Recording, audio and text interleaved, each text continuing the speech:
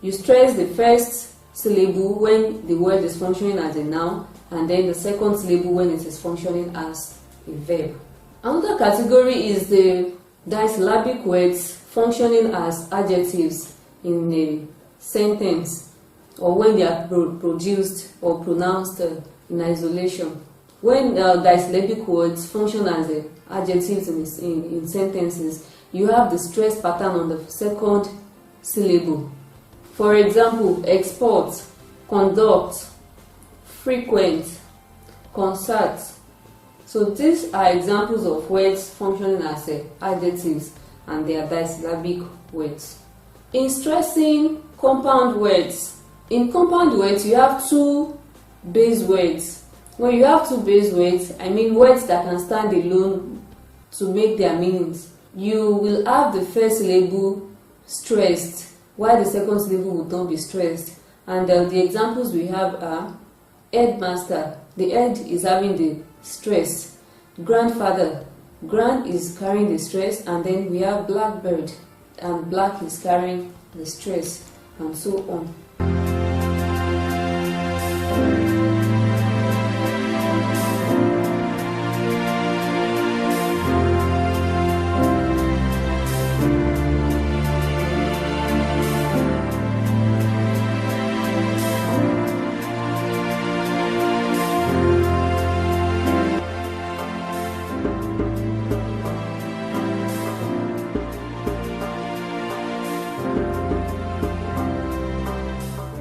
For the sake of evaluation, clarity, and more explanation on the lesson we have had so far on sounds, we are going to treat some questions under UTME Use of English, and we'll begin from 2017.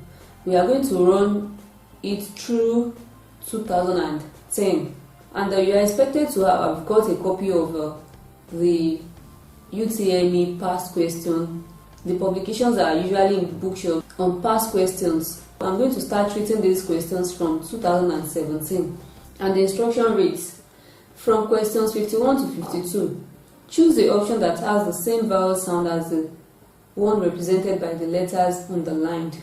Now question 51, the given word is accompany, and then the O is underlined, and you should not forget that the physical representation of a sound does not determine the pronunciation. So the word is pronounced as accompanying, and then we have options like abolish, fail, sluggish, and movement. So the explanation goes thus: the sign for the underlined alphabet, which is O, is written under the explanation, and that is the O form, which is facing down, like it is written like V, but it is facing down. So we have options which have been transcribed. So for abolish, we don't have, for abolish there is no reflection of that sound in abolish. And then fail, there is nothing of such. We have C, which is sluggish, it has a reflection of the sound. And then lastly we have movement. Movement doesn't have the reflection of the sound, so our answer is option C, which is sluggish. Question 52. The given word is pair, and the underlined alphabets are E, A. This is actually a diphthong, and we discussed diphthong in our lesson when we treated diphthongs, words that have two sounds that are represented by two vowel sounds. And I explained that a diphthong usually has two positions. The organs of speech would glide from one position to the other. The starting point will be different from the ending point. So this is a diphthong. And then the options we have here. Here is not reflecting the sound that is underlined. Option B, near. It is not reflecting the sound also. We have option C, there. It is not reflecting the sound. And then we have there, the T-H-E-R-E, which reflects the sound. And so our answer is option D. The instructions for Questions 53 and 54 reads, choose the option that has the same consonant sound as the one represented by the letters underlined. Now to question 53. We have town, and the underlined sound is N. And we have option A as ring. This does not reflect the sound N. We have option B, none. Option C, fling. And option D, erosion. So our answer is option B, which reflects the sound properly. Option B is our final answer.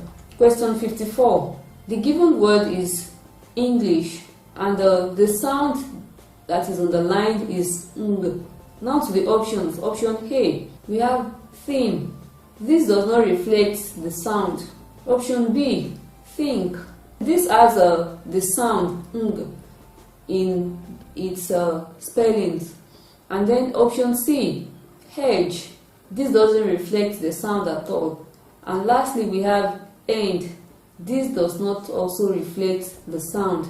So our answer is option B, which is think. The instruction for question 55 and 56 reads, choose the option that rhymes with the given word. So under rhyme, you would choose that option that has the same pronunciation with the given word. And so under this, it has to do with homophone.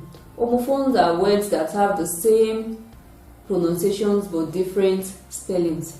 Now for question 55, the given word is machine, and we have the transcription of machine written on the screen. So let us look through the options and see which one rhymes with the given word, which is machine. Option A, campaign. This does not rhyme with machine. Option B, attain. This doesn't rhyme with campaign. Option C, sheen. This rhymes with the second syllable of machine. Machine, sheen. You discover that the last syllable, which is the second syllable of machine, rhymes with sheen. Option D, fine. Fine does not rhyme with machine. So our answer is option C. Question 56. The given word is key. Key is transcribed as K-I and then the dot to indicate that the E is a long E. Now to the options. Option A, we have grey. The vowel sounds there are diphthongs. We have a diphthong there, so it is not the answer because it doesn't rhyme with key. Option B, we have key. You can see that they are spelled differently, but they have the same pronunciation. Option C, sit. This is a short E, so it does not rhyme with key. Option D, pray. Pray does not rhyme with key, so our answer is option B, which is key, spelled as Q-U-A-Y. The instructions for question 57 and 58 reads, choose the most appropriate stress pattern from the options. The stress syllables are written in capital letters. Now to question 57. The given word is prohibition. So we are to look out for that syllable that has the stress pattern. Now you have been taught that the syllable that has a prefix, that is a prefix or a suffix, cannot be stressed. And here the base word for prohibition is prohibit. So the ION in that word is a suffix and so cannot be stressed. Therefore, whatever syllable you are going to place your stress on must follow the syllable that has the suffix. So all through the options, the word that has the stress pattern is option B, and the stress pattern is BI. So it is option B that has the stress pattern on the correct syllable. So option B is our answer. Question 58.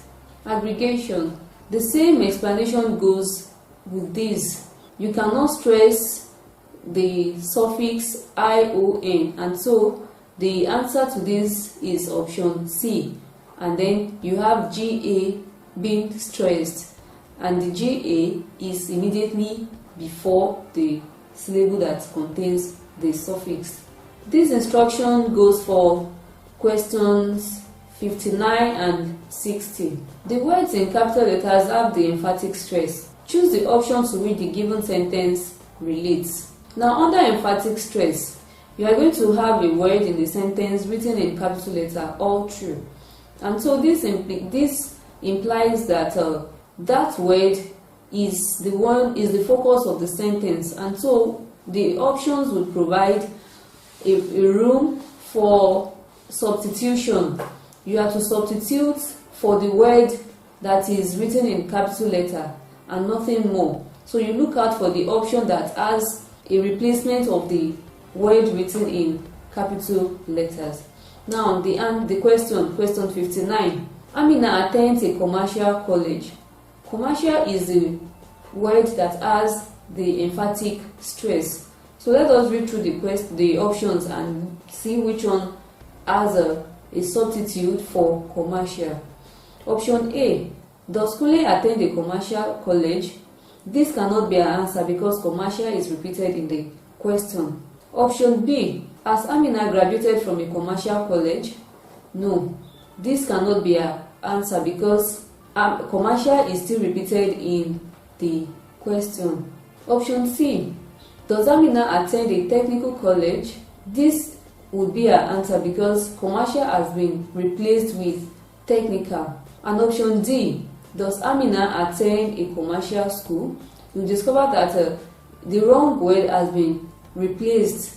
Instead of college, they have replaced it with the school, and so it is not correct because commercial is still there. So our answer is option C.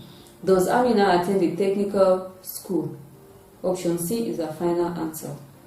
Question 16. His wife works in a bank. His is the word that has the emphatic